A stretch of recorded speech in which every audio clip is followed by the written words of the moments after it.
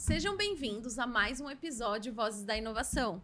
Hoje nós vamos falar sobre habitação social e construção sustentável.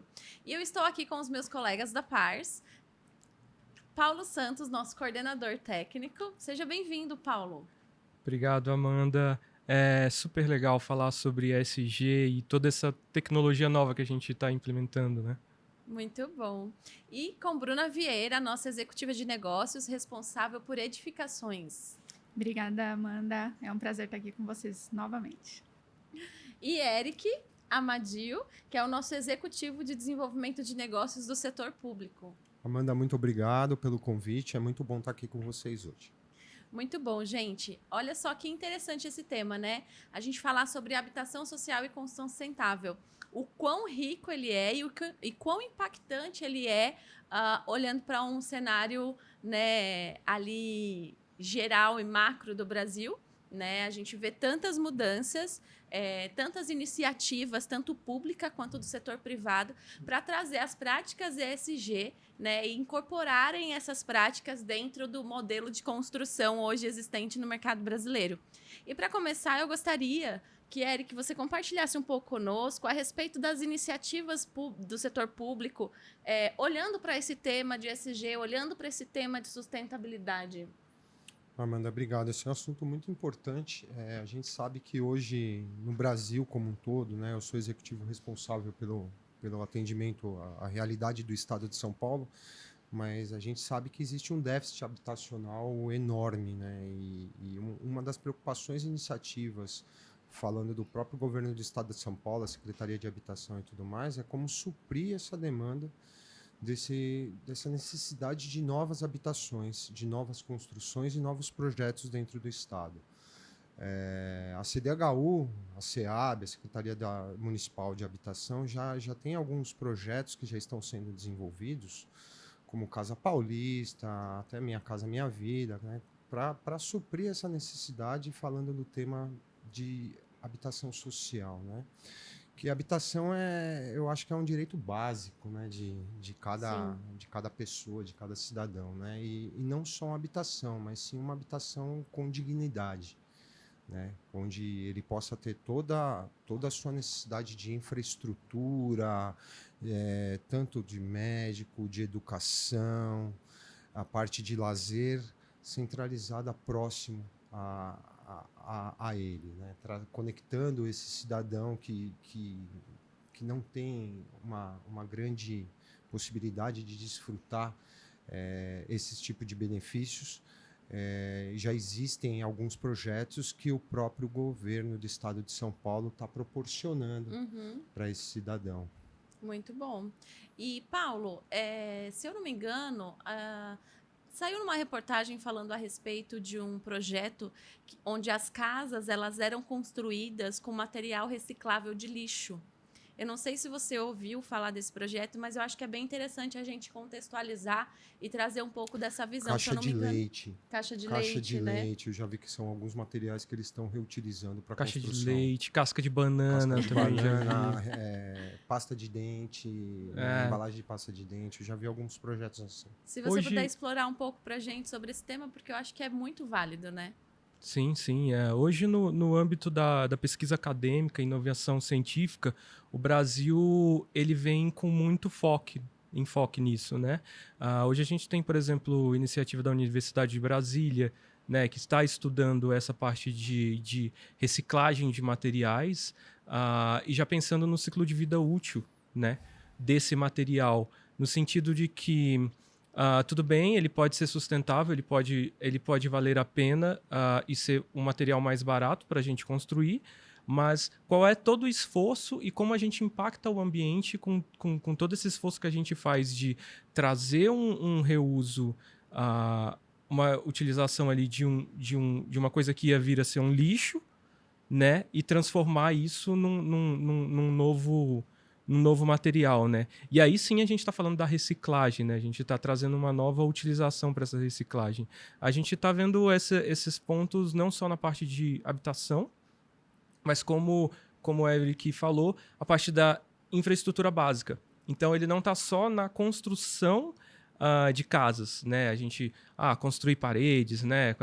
ele não está só nesse material, nesse tipo de material, nesse concreto, por exemplo. A gente consegue ver isso em novas tecnologias que estão sendo utilizadas para captação de energia solar, né? Sustentável. Por exemplo, a gente tem algumas iniciativas com garrafa PET, né? A gente está trazendo também novos tipos de tubulação, né? Para talvez seja um reuso para a parte de saneamento, a gente consegue ver. Isso não é uma iniciativa só da parte da De edificações, acadêmica, né? E nem de edificações.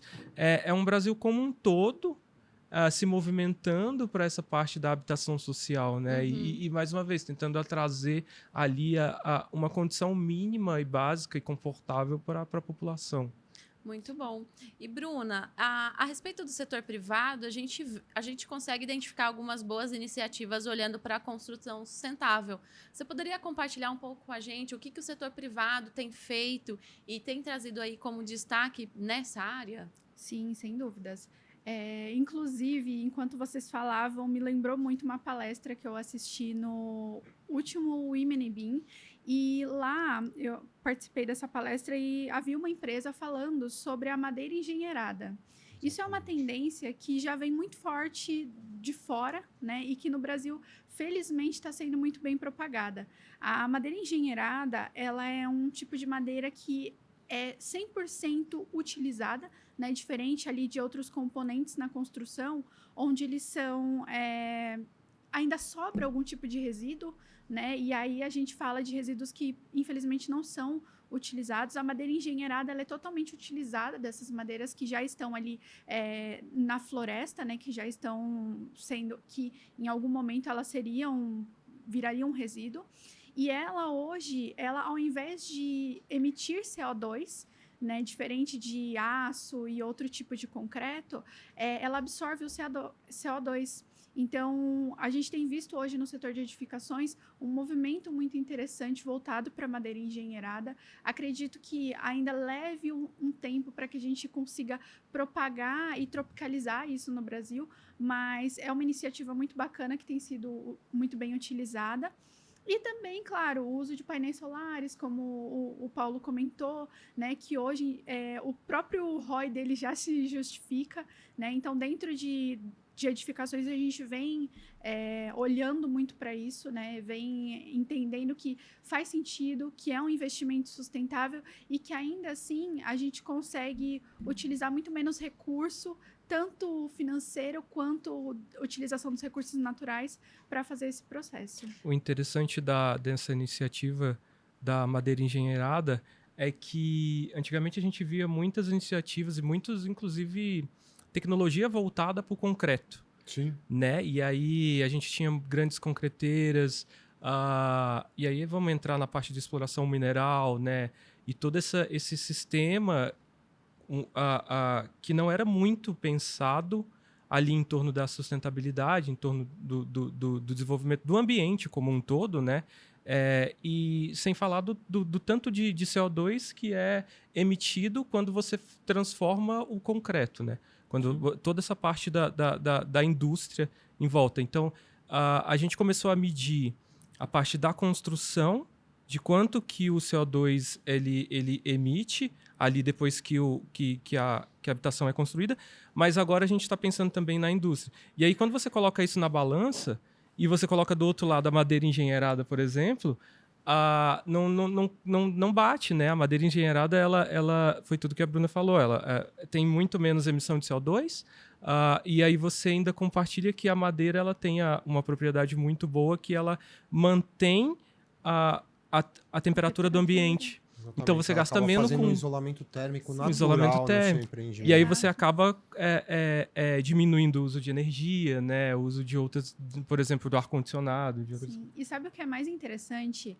Nessa palestra também, uma pessoa fez uma pergunta muito interessante. Nós olhamos para a madeira e a gente pensa, numa situação onde exista um foco de incêndio, algo nesse sentido, o que acontece com essa madeira? Eu achei muito interessante o fato de que a madeira engenheirada, ela leva muito mais tempo do que o concreto para se dissolver numa situação de incêndio. Então, olha que bacana, né? Além de absorver o CO2, que já é um impacto super positivo, ela também demora muito mais tempo numa situação O ponto de incêndio. combustão dela é É. muito É maior muito mais do que demorado. o Por da quê? madeira Porque ela comum. é mais tratada nesse momento e pelo fato dela reduzir muito os resíduos, né, de ter quase nada de resíduo, numa situação como essa, num edifício, numa casa, Ela acaba né, colaborando. ela acaba colaborando porque Colabora. tem um pouco mais de tempo ali de movimento nesse sentido. Não, e a madeira ela tem que ser reciclada, né? Ela deve Sim. ser reciclada, porque também a gente não pode simplesmente trocar e começar a construir madeira e sair desmantando tudo. Uma extração predatória para suprir É. a demanda da moda da Exatamente. madeira, né? Exatamente. E trazendo a nossa conversa para um viés mais de gestão inteligente da construção, eu acho que a gente poderia explorar um pouco aqui a respeito também da gestão dos ativos públicos, né? Acho que cabe, porque de uma certa forma você também está falando de uma construção sustentável quando você faz uma boa gestão da sua obra, né? Tanto público quanto do setor privado, e o quanto a gente consegue ter, por exemplo, através de ferramentas como inteligência artificial, sensores de IoT, a gente consegue trazer essas práticas para o setor da construção, tanto habitacional, né? Olhando para o setor público como privado, e obter retorno lá na frente na questão de operação e manutenção, assim como retornos imediatos, né? A gente sabe que a construção hoje é um dos principais fatores de poluição, né? do mundo, né? Quando você olha o tanto de lixo que a construção gera, no final das contas, realmente é um dos principais fatores. E se a gente fizer uma gestão inteligente da obra, né, a gente consegue obter tanto um retorno e impulsionar práticas ESGs através de metodologias e tecnologias emergentes como IA, como sensores IoT, tanto ali no começo, ali na construção em si, como na gestão e manutenção do ativo, né? E acho que valeria a gente trazer um pouco disso para a mesa, né? Com esse tipo de sensorização, de monitoramento, você deixa de ser reativo nas ações e você passa a ser proativo. Porque com esse tipo de tecnologia, principalmente com um motor de inteligência artificial por trás de tudo isso, você consegue mitigar problemas que você teria, por exemplo, daqui a alguns meses ou daqui a alguns dias, que poderia impactar na operação desse empreendimento, poderia impactar no meio ambiente como um todo, poderia impactar na vida da população. Então você deixa de usar um termo grotesco aqui, de apagar incêndio, e você começa a ter informações desse mapeamento, dessa sensorização, de todo esse ativo.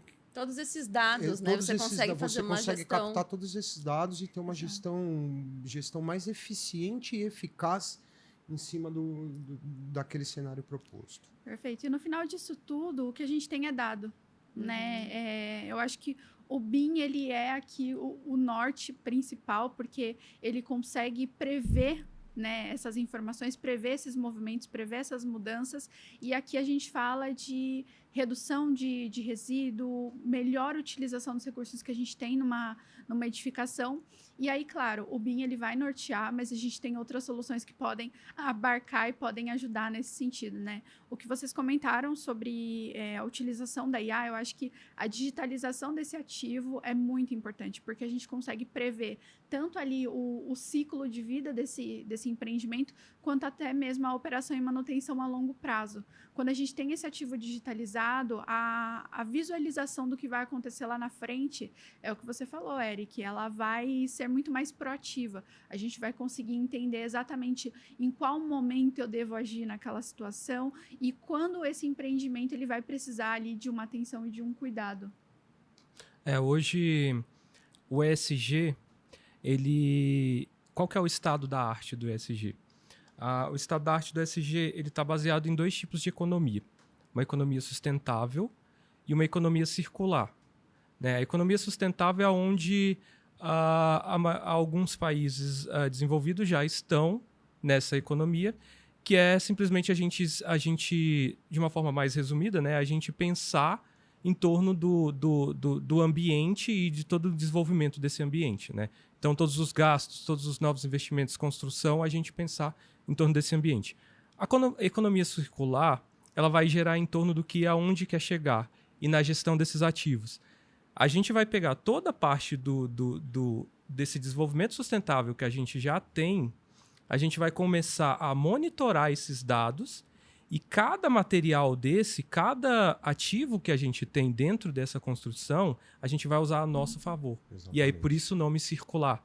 Porque você constrói, você gera um ativo e aí você vai reutilizando esse ativo ao seu favor. Exatamente, porque esse empreendimento ele não é perecível. Ele não é, exatamente. Mas você tem que ter uma atenção sobre ele para que ele não se deteriore. Né? Então, toda essa parte de manutenção preditiva, de ciclo de vida da gestão, você consegue ter mais palpável as informações para tomada de decisão. Isso. E aí é o mínimo de exploração e o máximo de reutilização. Exatamente. E aí, o menor impacto possível no meio que ele está sendo ambiental. implementado. Esse é o estado que a gente quer chegar, né?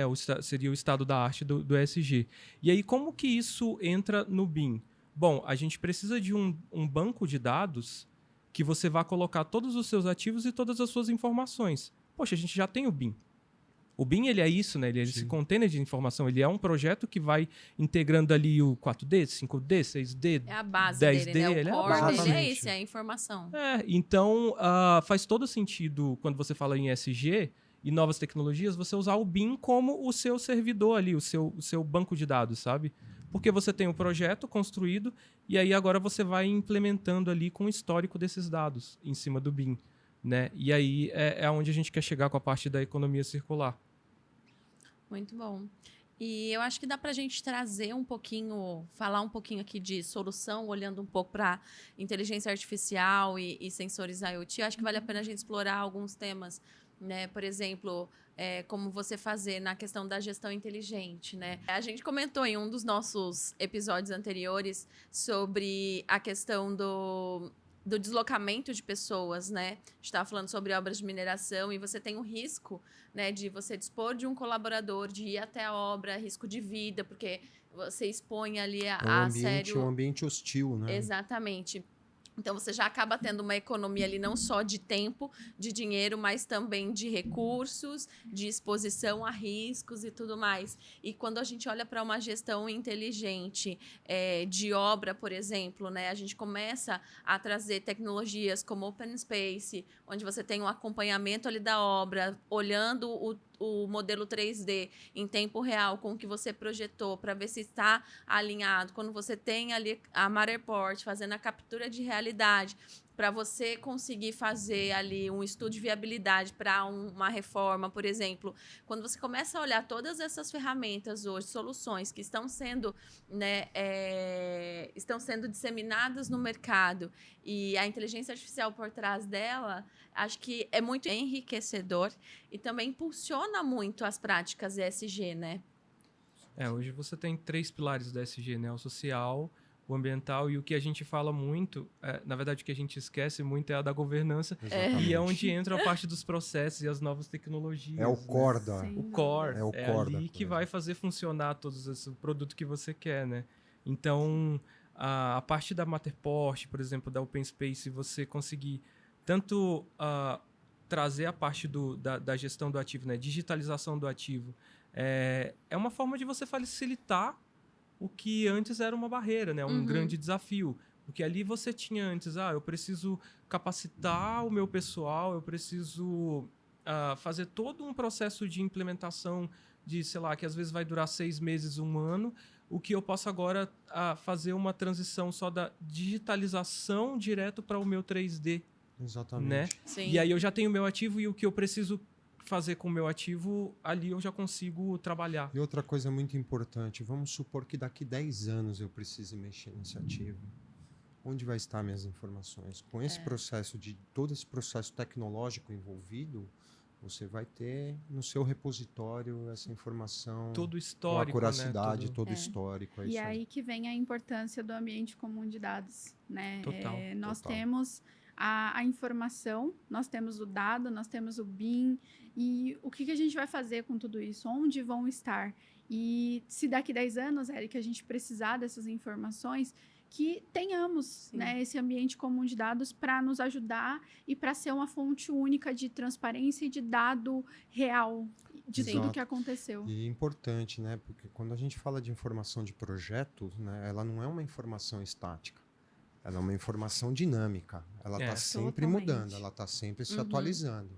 Então, você ter a garantia que o dado que você tem, ele está totalmente estruturado e íntegro, aquela informação que você está consumindo é uma informação que você pode confiar para sua tomada de decisão, isso é excelente. Vou puxar um tema aqui que eu acho que é interessante também. Eu vou trazer aqui um tema e até provocar um pouquinho você, Paulo. Quando a gente traz a questão da habitação social, a questão de ESG, de sustentabilidade, o impacto social, né, ali olhando ali para as pessoas, e a gente vê o que aconteceu, por exemplo, a tragédia que aconteceu no Rio Grande do Sul, né, e como a tecnologia e a inovação podem ajudar as cidades a estarem mais preparadas para como se mover, para como, por exemplo, fazer uma busca melhor utilizando as tecnologias, utilizando a informação, a inovação, né, a favor. Eu queria que você explorasse um pouco a respeito da metodologia de BIM mais GIS e as soluções que nós temos hoje, por exemplo, como soluções da Esri, onde traz, né, algumas ferramentas que nos ajudam, por exemplo, na busca em casos de enchentes, que ajudam a gente a criar uma cidade mais estruturada, né, olhando para a habitação também, de uma certa forma. Simulações digitais, Exatamente. De catástrofes. Hoje a gente já tem tecnologias que suprem essa necessidade Sim. de simulações. Como você disse, né? Tem coisas que a gente não consegue prever, né? Mas tem coisas que nós conseguimos simular e se preparar antes Antes de acontecer, antes né? de acontecer. Ser proativo. Né? Ser proativo. E aí a gente tem de um lado o BIM, que a gente traz muitas informações, né? E antes você pensava num projeto e no empreendimento, aquele centro ali, aquele empreendimento só, né? E você começa a pensar agora como um todo. Porque, e aí trazendo um pouco para a parte do ESG, o ESG é como aquilo vai impactar em todo o seu universo ali, em todo o seu contexto, né? Então, o GIS, ele é totalmente essa informação, esse sistema de informação georreferenciada, né? Ele vai trazer toda essa parte das informações que estão georreferenciadas ali em volta do contexto, ele vai trazer essas informações para dentro do seu modelo BIM, né? Então, você usa isso a seu favor. Agora, você tem o centro, que é o modelo BIM, e você tem o GIS, que você consegue captar todas as informações em volta, né? Então, a partir disso, você consegue entender que, bom, eu fiz o meu projeto, ou então estou planejando um novo projeto, né? Estou vendo a viabilidade desse novo projeto. O que eu preciso de informações que vão impactar nisso, ou que eu posso prever para tentar me antecipar com essas ações? Aí eu trago a parte do GIS, sabe? Eu trago a parte do ambiente como um todo. E hoje você tem sistemas do GIS que são exatamente para isso, né? Para a parte de simulação ambiental, de impactos, trazer a parte de inundações, alagamentos, sabe?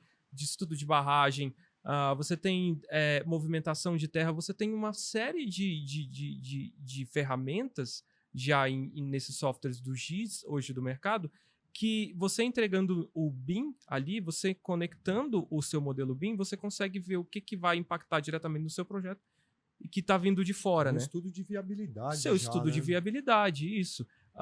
Estudo de viabilidade técnica, econômica e financeira. Perfeito, e ambiental. Perfeito, é isso aí. É isso aí. Você vai entender, desculpa, Imagina, Amanda, pode você falar. consegue entender com antecedência qual o impacto que o seu projeto vai trazer para aquele meio onde ele está inserido. Isso é muito legal. Não, esse é o grande ganho do BIM e do GIS, da integração BIM e GIS. E essa, na verdade, é o que a maioria das pessoas agora, né, conseguiram entender que a gente não está pensando só num projeto, a gente está pensando no projeto e na contextualização do projeto e como que isso vai impactar. Só que daí a gente não pensa só no final. O GIS, ele te traz tanta informação que você consegue trabalhar com ele em todo o ciclo de vida. Então, você usa ele lá no planejamento para pensar na parte final, mas você também pode usar ele lá no planejamento para parte de manutenção, para parte da logística da obra, Por exemplo, eu estou construindo a tal coisa que eu preciso que entre uma série de números de caminhões aqui e eu preciso fazer essa logística, esse transporte. Aonde que esses caminhões vão entrar? Aonde que eu vou deixar os meus materiais? Eu preciso alugar um terreno do lado para deixar os materiais? Qual o impacto que o trânsito e o fluxo Qual o impacto do trânsito que está sendo movimentada vai trazer para aquela população que está ao redor? Exatamente. E se eu sou um empresário, eu quero comprar um novo lote, como é que eu posso usar isso ao meu favor? Exatamente. Eu trago todas essas informações. Exatamente. Falo, não, esse daqui tem o uso e ocupação do solo, uma classe de vida assim, assado. Ou então esse lado aqui, eu tenho uma localização ali que as pessoas estão mais interessadas num tipo de empreendimento, num tipo de apartamento totalmente diferente do que eu quero encontrar, sabe? Então você começa a pensar isso para o seu investimento, melhoria mesmo. E também depois tem o pós, né? Tem tanto essa questão de preparação, de organização, como, por exemplo, as soluções foram utilizadas para ajudar nas buscas dos bombeiros lá na tragédia que aconteceu no Rio Grande do Sul, né? Sim. Você consegue se prever, mas você também consegue ser proativo em um momento que aconteceu, não tinha como fazer nada além do que foi feito. Como a gente pode usar a tecnologia a nosso favor? Principalmente naquele projeto do Rio Grande do Sul, foi um projeto bem impactante para a gente mostrar a importância do GIS, né? Porque ali eles começaram a deixar os dados históricos do alagamento na cidade. Então, a cada dia que passava, você tinha um histórico de onde estava a água, qual era o nível da água, e você conseguia ver isso de uma forma 3D. E como você tem a cidade toda mapeada e todas as informações, a logística foi mais facilitada. Sim. Né? Então, quais são os pontos que eu consigo atender e que são prioridades? Quais são os pontos que são as áreas que estão mais necessitadas? Aonde eu consigo colocar o meu recurso porque a população está lá e está precisando, sabe? Onde você consegue ser mais eficiente, Onde eu consigo né? ser mais eficiente. E trazer ali mais resultado. Aqui, se eu for aqui, vai ser mais rápido, eu vou conseguir acessar mais pessoas do que se eu vier aqui. E porque, querendo ou não, nessa hora a gente tem que tomar algumas decisões realmente de eficiência, do quanto de pessoas a gente consegue atuar e apoiar ali mais, né? Exatamente, numa situação de catástrofe como foi aquela, a tomada de decisão precisava ser muito rápida. Exatamente. E aí a gente entra num ponto onde, ok, a situação já aconteceu e o que é feito para a reconstrução de todo um período ali de lugares, né? Nós vimos que a construção modular fez muita diferença nessa catástrofe, porque empresas de construções modulares, elas se reuniram, né, obviamente, ali com as prefeituras e com os órgãos competentes e se movimentaram para fazer a construção modular de casas para as pessoas que perderam seus lares ali naquele momento. E aí nós estamos falando de anos e anos e anos que foram de edificações que foram construídas ali, e a construção modular veio como esse alicerce para ajudar essas casas, essas pessoas a se reconstruírem. Então, nós vimos grandes empresas fazendo esse processo de construção dessas moradias em tempo recorde para conseguir realmente reestruturar o que foi perdido ali naquele momento, né? É importante que vem tudo isso contextualiza o tema do nosso Voz da Inovação de hoje, né? Foi uma construção modular muito rápida. Uma habitação social e sustentável, porque o material utilizado para a construção dessas habitações são materiais sustentáveis. Mais uma vez, a importância do uso da tecnologia, Perfeito. né? Exatamente. No final das contas, eu acho que, infelizmente, foi uma catástrofe, foi uma tragédia, mas que isso serviu como motivo para que a gente possa realmente repensar a estrutura das cidades, repensar realmente a estrutura das habitações, porque a gente precisa estar preparado. E isso tanto no âmbito público quanto privado, o dado ele é de suma importância aqui, tanto para prever quanto para ter uma ação rápida num momento como esse, né? Sim. E sabe qual é o legal? E eu acho que o mais legal, assim, é a parte básica da ferramenta, que foi a visualização 3D. Uhum. Na hora que a gente conseguiu... Na hora que eles conseguiram representar isso em 3D e mostrar de uma forma dinâmica para todo o Brasil o que estava acontecendo e tudo que estava ali, né, em volta, acho que o Brasil se conscientizou muito mais Tomou rápido. Um choque. Tomou um Tomou um choque. choque. Ninguém imaginava que a proporção era tão Todo ruim mundo como entrava aquela, né? no painel lá, via o Binho Giz, via aquele 3D e falava, nossa, tá desse jeito, eu vou ajudar. Isso E o aí. Brasil, a gente viu uma ação Uma muito mobilização, legal, né? Uma mobilização total, assim, Foi nacional. E é só, isso foi só a parte mínima da ferramenta, que foi só a visualização. Imagina todo o resto da ferramenta. Né? É. Com isso, a gente pode afirmar que o investimento em tecnologia ele traz um retorno. Sim, com certeza. Bom, gente, chegamos ao final do nosso episódio. Eita, que dava para ficar falando aqui mais umas 3 horas, pelo menos, Assunto sobre esse tem- tema, o né? tema- Assunto o tema tem. tem bastante coisa. Tem bastante assunto. Eu gostaria de agradecer, Eric, Bruna, Obrigado. Paulo. Muito obrigado, Obrigada pelo tempo de vocês, por enriquecer esse bate-papo. E você que nos acompanhou até agora, obrigada por acompanhar, por entender, né, mais sobre o tema, buscar mais sobre o tema. E fique conectado, que temos muito mais episódios vindo por aí. Até mais!